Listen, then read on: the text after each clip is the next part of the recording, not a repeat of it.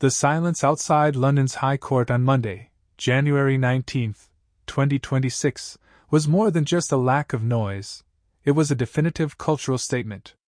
As Prince Harry stepped out of a sleek black vehicle, adjusted his suit jacket, and offered a practiced, regal wave to a sidewalk occupied by more pigeons than protesters, the Duke of Disruption finally met his match, indifference. For a man who has built a brand on the high-octane drama of being the persecuted protagonist, the sight of an empty pavement wasn't just awkward, it was an existential crisis captured in 4K resolution. Harry didn't just walk into a courtroom, he walked into the reality that the world might finally be moving on from the Sussex spectacle. The performance of a lifetime, without an audience. There is a specific kind of delusion required to nod and smile at thin air, and on this chilly London morning, Harry displayed it in spades. Dressed in a sharp black suit that screamed statesman, he maintained the stiff upper lip and the man of the people persona that he has cultivated since his departure from the working monarchy. However, the optics were undeniably grim. In years past, a Harry appearance in London would have required barricades, a heavy police presence, and a cacophony of both cheers and jeers. Today, the only thing greeting him was the clicking of a few professional lenses, and the cold realization that the British public has developed Sussex fatigue. By waving to a non-existent crowd, Harry wasn't just being polite. He was performing for the cameras, desperately trying to signal to his American audience that he is still the influential figure he claims to be. A history of controversial entrances. Harry's return to the UK is never just about a legal case. It is always a calculated move in his ongoing war against the British establishment. From his scathing memoir Spare to his relentless litigation against the press, the Duke has positioned himself as a lone crusader. Yet this crusade often feels more like a vendetta. Critically speaking, Harry thrives on conflict. He is the controversial prince who trades on his royal title while simultaneously trashing the institution that provides its value. By showing up at the High Court with the confidence of a king but the reception of a stranger, he highlights the massive disconnect between his self-perception and his actual standing. He wants the world to believe he is a victim of the system, but his behavior, strolling into court with a smirk and a wave, suggests a man who enjoys the spotlight far more than he loathes the intrusion he complains about.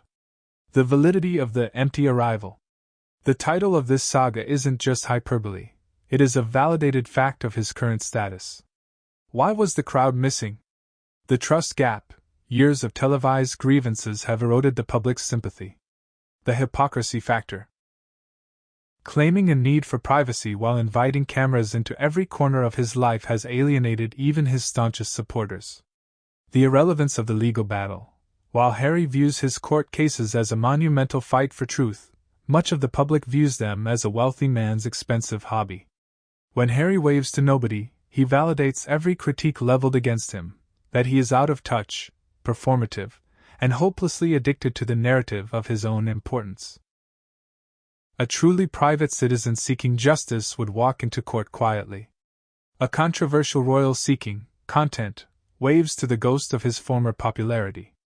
The Duke of Disconnect, the imagery of Harry in his black suit, nodding to longtime fans who weren't there, serves as a metaphor for his entire post-royal career. He is a man speaking into a microphone that is increasingly being unplugged. His insistence on playing the role of the exiled prince requires a villain, the press, and a cheering section, the public. On January 19th, the press showed up to document the failure, but the cheering section stayed home. This lack of engagement is the ultimate punishment for a man who has made controversy his primary export. If people aren't angry and they aren't cheering, they are bored. And for Prince Harry, boredom is the one thing his brand cannot survive. He continues to poke the beehive of the monarchy, but the bees have stopped stinging, they've simply flown away. As the courtroom doors swung shut behind him, the image remained, a prince alone on a sidewalk, waving at the vacancy of his own making. Harry remains the most controversial figure in modern royal history, not because of what he does, but because of the relentless, exhausting way he does it. He expected a standing ovation, but he was met with the echoes of his own footsteps. The High Court arrival wasn't a triumph of justice.